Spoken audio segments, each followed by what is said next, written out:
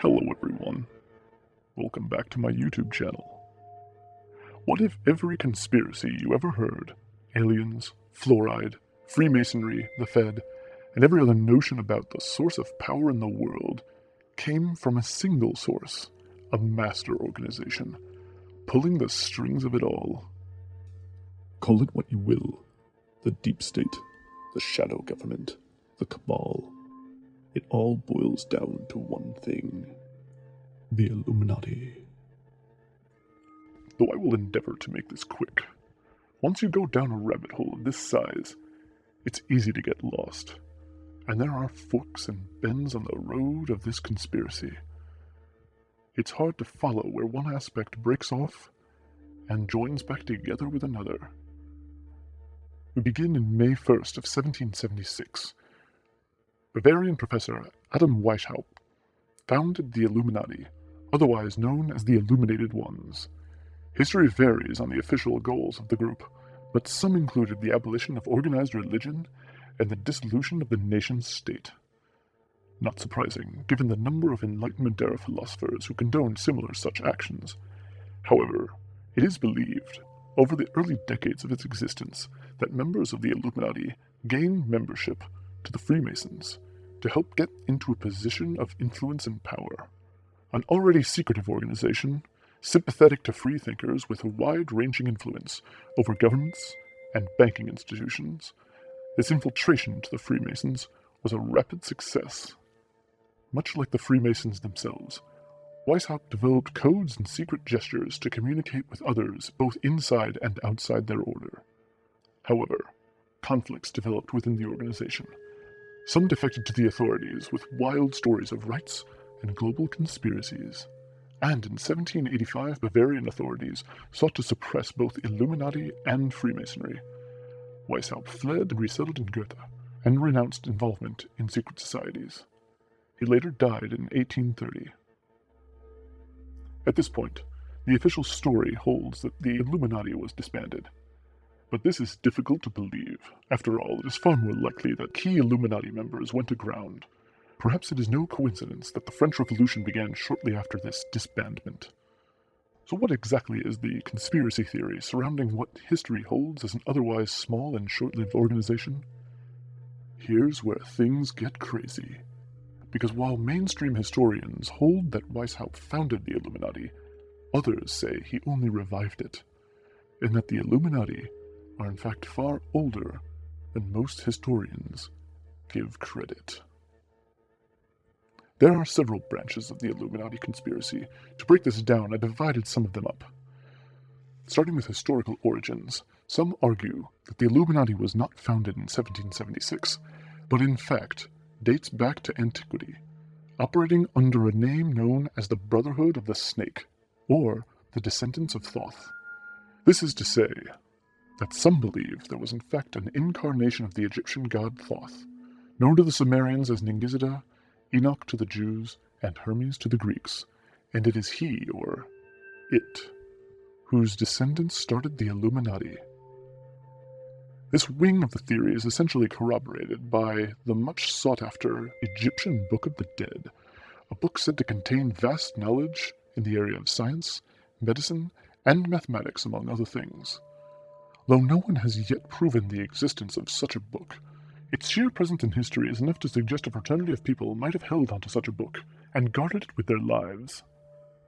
Call them the Descendants of Thoth or the Brotherhood of the Snake. The name arguably boils down to a group which, if real, permeated ancient Babylon, Egypt, Greece, and Rome, and eventually modern Europe and the US, always bent on the consolidation of power and knowledge. Outside of historical origins, some also suggest the presence of extraterrestrials. One William Bramley claims ancient Sumerian texts are actually evidence of this. Scriptures reference Anunnaki, ancient aliens or angels depending on who you talk to. According to these texts, the Anunnaki came from another planet and created humans to work as slaves. David Icke claims ancient aliens bred with human beings, creating a race of advanced hybrid humans, which are the ancestors of our current social and cultural elite.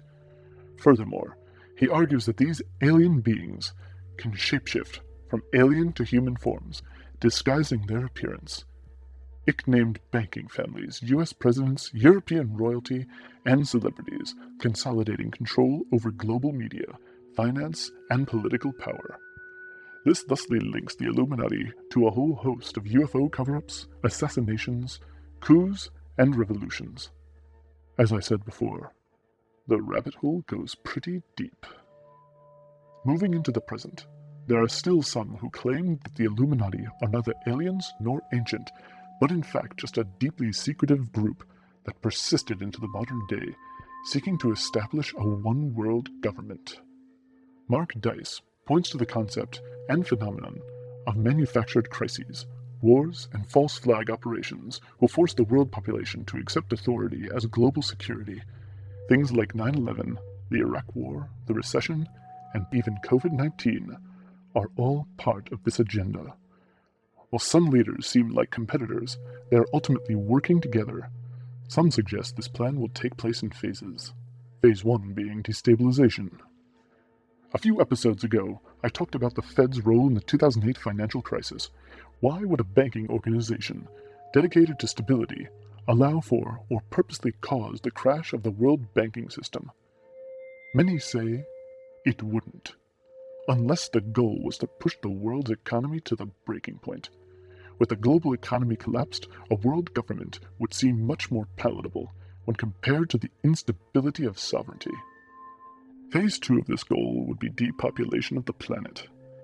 Whether through war, famine, plague, or pestilence, the Illuminati will seek to reduce the global population to 500 million, a fraction of its current level, as a means of conserving resources, reordering society, and as ever, consolidating power. Statements to this effect have been made on the mysterious Georgia Guidestones, and more shockingly, in King Charles' statement on overpopulation. Lastly, it is worth mentioning theories surrounding the Great Work. Alien or not, proponents of this side of the conspiracy theory often point to a strange and magical spell or ritual designed to achieve a kind of spiritual transcendence called the Great Work. Often described in conjunction with Freemasonry, the Great Work is a heavily guarded secret, and no one really knows what the instructions are for the Great Work.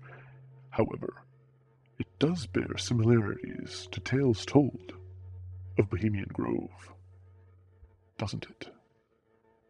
Overall, I'm hopeful this describes the various facets of the Illuminati conspiracy without spending hours on the subject. As with many conspiracies of this size, a sheer absence of evidence is often credited as the Illuminati's success at controlling and rewriting history. As you will no doubt find by doing a simple search on the internet, there are plenty of resources on the all-seeing eye and celebrity hand gestures, which many others have gone into, and which might appear to the layman as absurd.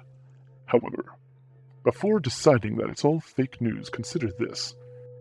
The Illuminati conspiracy theory essentially holds that a small group of political elite and hyper-rich are in the process of destabilizing human civilization with the goal of launching a worldwide autocratic government. 15 years ago, that might have seemed laughable. But today, one need look no further than the evening news to see the destabilization and depopulation in effect. Who cares what country COVID-19 came from? Depopulation knows no borders. QAnon isn't fighting the deep state. QAnon is the deep state. Just another puppet in the Illuminati plan for destabilization. And when the Air Force admitted there was extraterrestrial life on this planet, well, let's just wait and see how much longer before this laughable conspiracy becomes our reality.